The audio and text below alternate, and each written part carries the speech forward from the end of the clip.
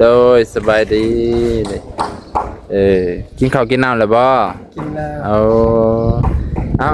อาเตาไปบัดนี้เตาเพิ่นแม่คำแสนเพิ่นซื้อให้โอ้ยเออแม่คำแสนเพิ่นซื้อให้เพิ่นได้ให้ใส่เตาเพิ่นน่ะไปกันเนาะโอเคอ่ะเดินทางปลอดภัยโดยสบายดีเป็นไรบ่โดยไปนะเจ้าบ่ฮ้อนบ่ใส่เสื้อแขนยาวเด้อไอลาเพิ่นพาลูกสาวไปหาลุงที่เขาโรงพยาบาล 2-3 มื้อแล้วไอลาก็แล่นเนื้อแล่นไตแล่นครัวแล่นสายจนบ่ได้เฮ็ดฮอดเวียกเจ้าของเพิ่นแหละเนาะสิเอาทานออกจากเตาก็บ่ได้เอาออกจากเทื่อเพิ่นก็เลยซื้อให้บ่าวนงก็ซื้อให้เรียบร้อยเพิ่นเนาะเอาขอมอบใจแม่เพิ่นแม่คำแสนคนเก่าคนเดิมใจเด้อแม่คำเซนที่ซื้อเตาให้ลูกเด้อขอให้แม่คำเซนอยู่ดีมีแห้งได้ให้สุขภาพแข็งแรงให้ร่ำให้รวยกว่าเก่าเด้อแล้วทางเบาเนาะ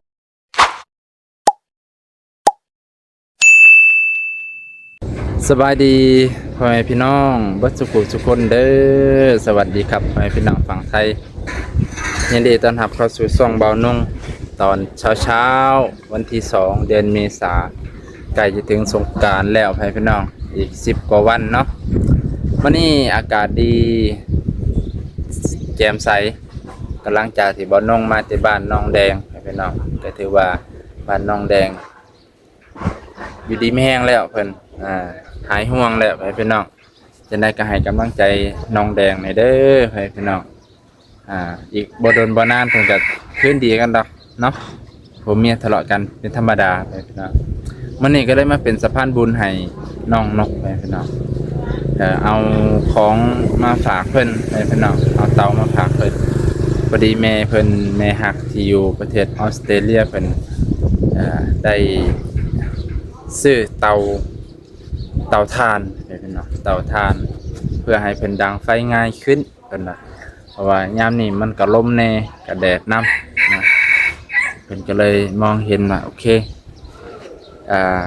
สิได้ซื้อเตาถ่านให้เพิ่นบ่าวน้องก็ซื้อมาวันนี้พี่น้องเมื่อก่อนนี่ก็ได้ซื้อหยังก็พัดลมกับสายไฟให้เพิ่นพี่น้องพัดลมกับสายไฟก็เลยต่อให้เรียบร้อยซื้อพัดลมแล้วก็สายไฟแล้วก็ปลั๊กแล้วก็ปลั๊กตัวผู้นะแล้วก็หูปลั๊กนำไปพี่น้องพอดีซื้อให้เพิ่นเรียบร้อยก็มีเอื้อยผู้นึงว่าซื้อหลอดไฟด้วยไหมเพิ่นน่ะซื้อหลอดไฟนำบ่เพิ่นน่ะก็เลยเบาน้องก็ว่าโอเคบ่เป็นหยังพอดีเพิ่นใส่แผงโซลาร์เซลล์กับพอที่จะสว่างพอที่จะแจ้งได้มันก็แห้งอยู่พี่น้องมันก็เป็นรีโมทปิดเปิดได้เลยเนาะก็เลยว่าเพิ่นว่าโอเคบ่เป็นหยังเอาไว้บัดมื้อเพิ่นคลอดบัดเพิ่นออกลูกค่อยปรึกษากันอีกเทื่อนึงว่าขาดแคลนตัวใดมีหยังที่ขาดแคลนเพิ่นจะซอยอีกเทื่อนึงบ่นงก็เลยว่าโอเคบ่เป็นหยังเนาะเดี๋ยวค่อยคุยกันอีกเทื่อนึงพี่น้องแต่ตอนนี้เฮาก็ไปเอาเตาก่อนพี่น้องไป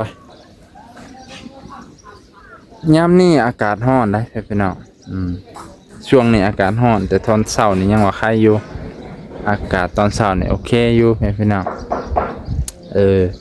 เพราะว่าอากาศตอนเช้ามันยังมีอายเย็นหน่อยนึงแต่ว่ามันอากาศมันอบอ้าวพี่น้องอบอ้าวเพราะพี่น้องอยู่ประเทศไทยอยู่ต่างประเทศสภาพอากาศเป็นจังได๋ก็แนะนำกันมาในเด้อพี่น้องนะอยู่พี่เนี่ยรู้สึกว่าเดือนเมษาเนี่ยอุ้ยร้อนนี่เลยได้เมษาพฤษภา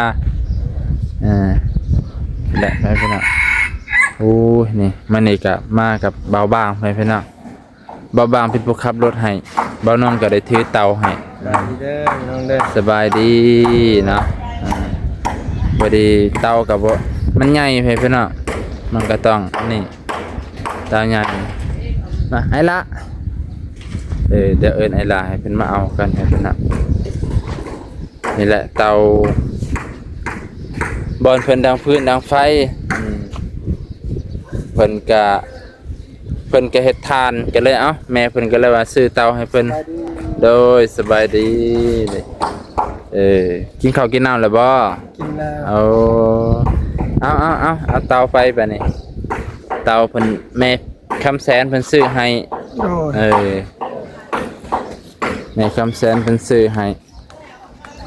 เพิ่นได้ให้ใส่เตาเพิ่นน่ะโอเคพี่น้องเนาะนี่เตาที่ได้ซื้อให้เพิ่นนี่เลยนี่ก็บ่ได้ล่วงหลายดอก150,000ก็ประมาณ250หรือ270 80ประมาณนี่แหละคันเงินบาทพื้นไผ่เฮาใส่ได้บ่บัดนี้ ได้ น้ำไหลไฟสว่าง ใส่ได้ เปิดพัดลมได้แล้วเนาะ โดน เปิดพัดลมได้แล้วเด้อพี่น้องบ่ฮ้อนตัวบัดนี้เนาะ โดน บ่ฮ้อนว่าวันจันทร์ดี โดย เย็นบ่ โดย ตะกี้ฮ้อนเนาะตะกี้กูเตาระอุเลยว่ะ บัดนี้มีพัดลมใครแน่แล้วตัวบักใหญ่นะพ่อพอดีไอลาเพิ่นก็บ่ค่อยว่างได้มื้อนี้เพิ่นน่ะเพิ่นสิไปห้องหมออีกไปโรงพยาบาลไปรับจักสิไปรับจักสิไปเบิ่งก็บ่ฮู้เนาะ ยังบ่มีคนตอบ ยังบ่มีคำตอบจากเพิ่นว่าเขาสิได้ให้ออกบ่หมอสิให้เขาออกบ่ก็ยังบ่ฮู้ โดน มันหาว่าคันว่ามองให้ออกก็หาสิไปฮับคันบ่มองบ่ให้ออกก็บ่ได้ไปฮับเลย เฮาสิไปทางอื่นเนาะ พักผ่อนก่อนว่า อืม นี่ของไป เอาก็เมื่อยคือการขี่รถก็เมื่อยว่าร ถไถเนาะ โดย โอ้ยรถไถมันจักกิโลนี่มันเกือบประมาณ40ผมจาก30ประมาณนี้แหละรถไถไปเป็นน้องตอกไกลเติบเลยบ่แม่นเมืองชนเลยพี่น้อง มือส้นนี่ใกล้ อันนี้มันไกลแล้วมันขี่รถไถแล่นไวก็บ่ได้ไกลเติบๆตอนพันฮอน ฮ้อนก็ฮ้อนเมื่อวานนี่ปุ้ยหูดับใหม่ฮ้อนนี่ดินับมือสิฮ้อนนั่นแหละพี่น้องพอของน้องจันดีกับบ่สบายเนาะแม่นบ่เพิ่นก็บ่สบายเด้เนาะ เดี๋ยว อายเจ้าเนาะบ่สบายเนาะ โดน อายเจ้าอ้ายเขาให้บ่สบาย อายเพิ่นน่ะบ่สบายสิไปหับผู้นั่นนั่นแหละ โดยสิไปหับลุงจันดีนี่ ลุงจันดีอายของเอื้อยนี่เพิ่นไข่ตุ้มแดงไข่ออกตุ้ม โดยไปเอาตัว ห่อนนอกห่อนในแล้ววันนี้ก็ เศร้าแล้วอยากเมื่ออยากเมื่อเพราะว่าถ้าอยากเมื่อเจ้าก็ลุกย่างไปย่างมาเด้ออย่าชูนอน ให้เขาเห็นว่าแข็งแห้งให้มันช่วงมันเศร้าเขาเห็นแล้วเขาสิเจ้ามีแห้งแล้วเมื่อ มีไปนอนเจ้าสิเมื่อเจ้าบ่ได้เมื่อง่าย แม่น เนาะ จังซั่นใดไปน้ำมอนี่คันนี้คิดต้อยๆให้ให้เขาเห็นน่ะแล้ว เฮานี่ไปจักกระติบน้ำลายเบิ่งได้ อ๋อ นี่ คันเลยนะ คันเลยเวลาคันก็คัน แห้งเก่าแห้งคันบ่ ให้เก่าให้คัน โอ้จักว่าแม่นหรือจัก เดี๋ยว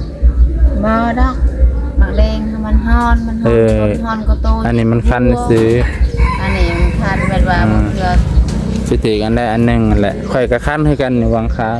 2ตุ่มแห้งเก่าแห้งกัน มันสิออกง่ายมันบ่ได้ออกง่ายเด้อ แม่น ฮ้อนก็ต้นก็โตกันจัง คันแต่เมื่อวานนี่มันเป็นตุ่มเฮาเคยเป็นอยู่ ค่อยก็เคยคัน แห้งเก่าแห้งคันแล้วมันมองนี่มันกระด่างเลยได้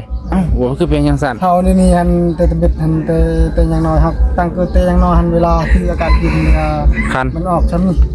ป้า หมดโตเลยอ้าว โอ้ เดี๋ยวนี้หันลงน้ำนั้นบ่ได้หันที่อากาศเย็นก็คันเดี๋ยวนี้คือว่าชั้นนี้เลยง่ายไปว่าหันมันออกลายนี่ก็เมื่อยนั่นดิ โอ้ เกิดลายเลย มันคันหลายอันเมื่อยเนาะ เคยลาย ว่ามันคันมากอันที่จะลงน้ำนำบ่จักหอยคันนำบ่จัก บ่ตั้งแต่โดนนี่ตั้งแต่เกิด ตั้งแต่น้อยเลย โอ้ ไม่ว่าเฮาไปกวดต อั อน น นี้ นั้น กระโตกระเจแล้วมันก็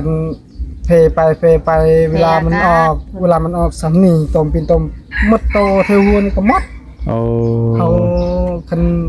เวลาออกนั่นตากแดดนี่คันว่า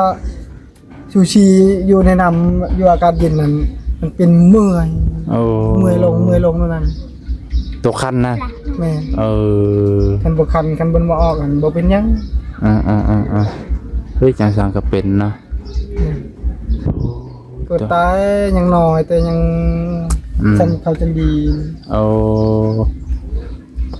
คักบ่จันดีคักบ่ดังไฟอยู่ในเด้อบัดให้พ่อจะเอาขี้ทานไฟเด้อ โดย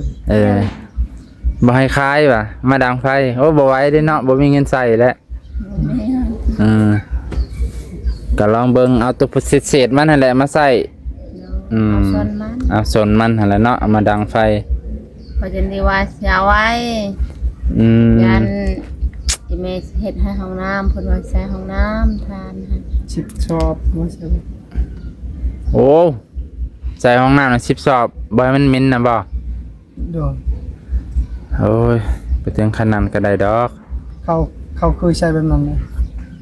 ชิบ เค ชอย บ ใส่แต่มันบ่ฮอดดอก10 สอบ4-5 สอบ 4-5 สอบก็ได้ เนาะ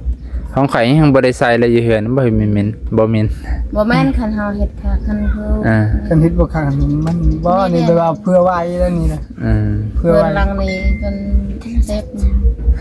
บ่เหม็นดอกบ่เหม็น4-5 สอบก็ได้แล้วเพิ่นโทรนำแล้วบ่ยักน่ะเนาะแม่นบ่ แม่น ไปกับไปซะเอาออกแน่นอนน่ะ นั่นน่ะเด้ ไปนำบ่ ไปนำเด็ดๆนี่จะไปนำ นะกาย ใส่หมวกเด้อเอาหมวก ผู้จะดีกำลังปะเต้ประมาณตะปรันดาจะพวกไงเอ้ยมันนายเด้อมันอยากกระแทบไกเอ้ยเด้อมันนายเอ้ยเอาไปทานเลย เอาไปซั่น โดย เอามีผู้เดียวกับแบบนี้แล้วผู้ชายเบิดเทือนเบิ่งเอาเบิ่งกันไปยามเจ็บไข้ได้ป่วย เนาะ ปะกันบ่ได้แหละพี่น้องเพิ่นก็สิได้ขี่รถอีต๊อกพุ่นแหละตอกใส่เวลา ไปกันเนาะ โอเคอ่ะเดินทางปลอดภัยโดยสบายดีไปแล้วบ่ โดย ไปนะ เจ้าบ่ฮ้อนบ่ใส่เสื้อแขนยาวเด้อใส่เสื้อแขนยาว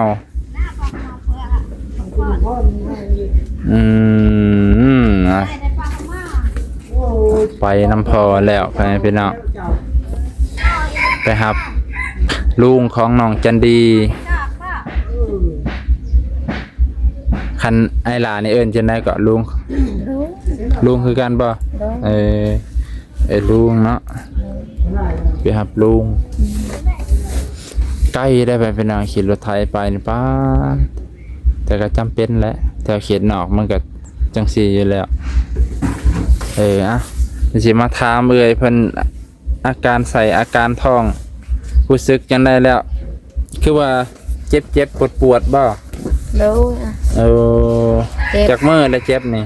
แต่เมื่อวานนี้ฮอดมื้อนี้เจ็บ อุ้มนี่บ่ โดยแต่บ่แห้งเจ็บอัน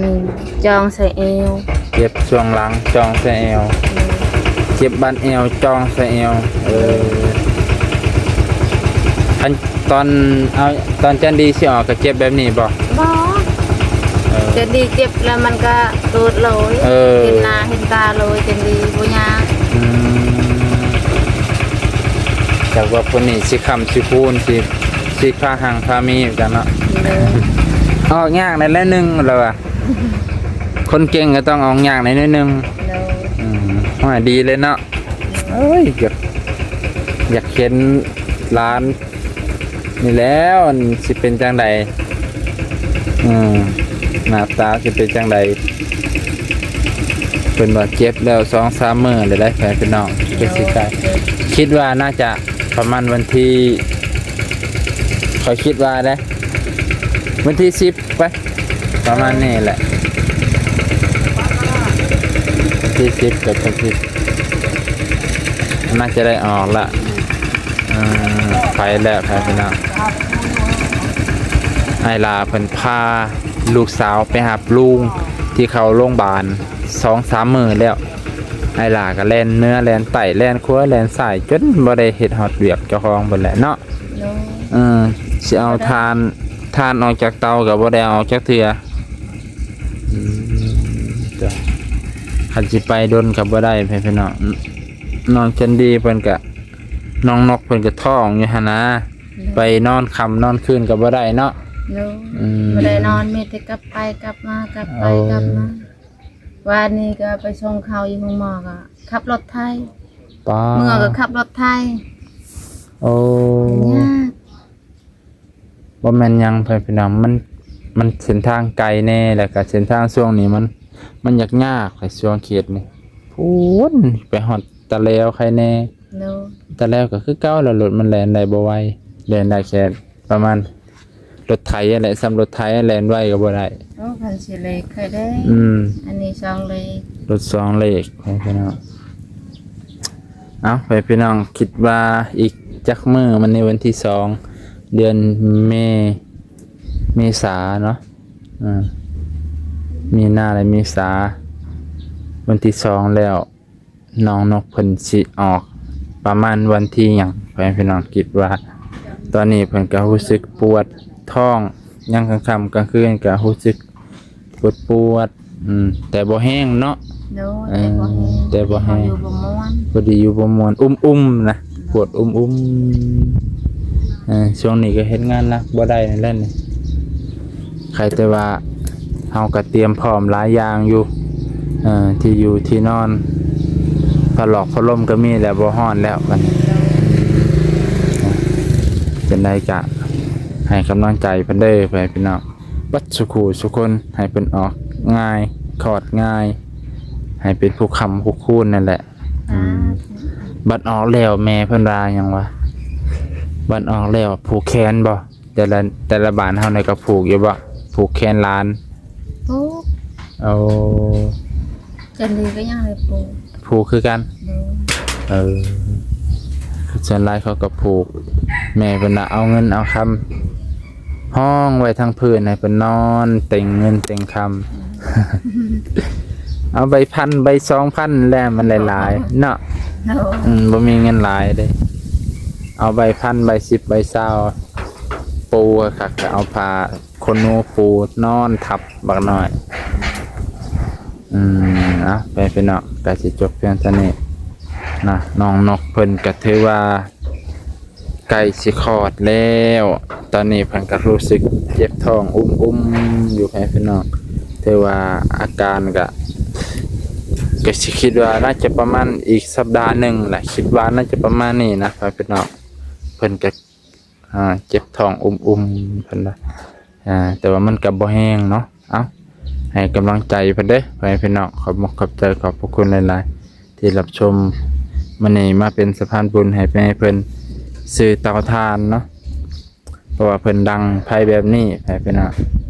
เพิ่นดังไฟแต่แบบนี้เขตชนบทส่วนหลายเขาก็ดังกันแบบนี้เพราะว่าแต่ละหลังเฮือนน่ะเขาไปตัดฟืนไว้หั่นนะพี่น้องเขาตัดฟืนไว้เบิดเต็มกะลางเฮือนน่ะเฮือนหลังเดียวนี่เพิ่น2ห้องเลยฟืนเพิ่นก็เลยใส่แต่แบบนี้แต่แม่เพิ่นก็อยากว่าให้ใส่แบบนี้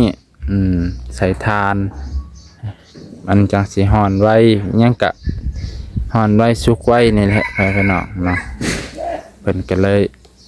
ซื้อให้บ่าวนงก็ซื้อให้เรียบร้อยพี่น้องเอาขอบใจแม่เพิ่นแม่คำแสนคนเก่าคนเดิม ใจเด้อแม่คำเซนที่ซื้อเตาให้ลูกเด้อขอให้แม่คำเซนอยู่ดีมีแห้งได้ให้สุขภาพแข็งแรงให้ร่ำให้รวยกว่าเก่าเด้อแล้วทางเบาน้องก็คือการและ สาธุสาธุ ที่ทางเบาน้องเพิ่นไปซื้อเตาให้ โดย ใจคือการเด้อ โอเคสาธุไปพี่น้อง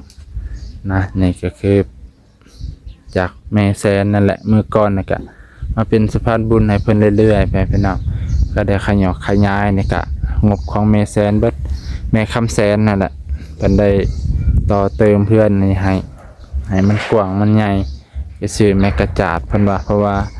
เพื่อนเพิ่นอาจจะใช้เวลาดนเพื่อมันสิแล้วเพิ่นก็เลยให้ ต่อเติมให้มันกว้างขวางและมาตรฐานเลยนะก็ได้2ห้องเพิ่นก็ใช้นอนห้องนี้ก็นั่งเล่นคันสำนี้เครื่องของเพิ่นก็ยังเต็มแล้วพี่น้องเนาะจะได้ก็ขอบใจขอบพระคุณที่รับชมเด้อพี่น้องที่ให้กำลังใจให้บ่าวนงมื้อนี้ก็สิจบเพียงเท่านี้ก่อนบัดสุขุสุคนขอบใจที่ให้กำลังใจกดไลค์กดแชร์กดติดตามแล้วก็บ่ได้ขามโฆษณาขอบพระคุณหลายๆ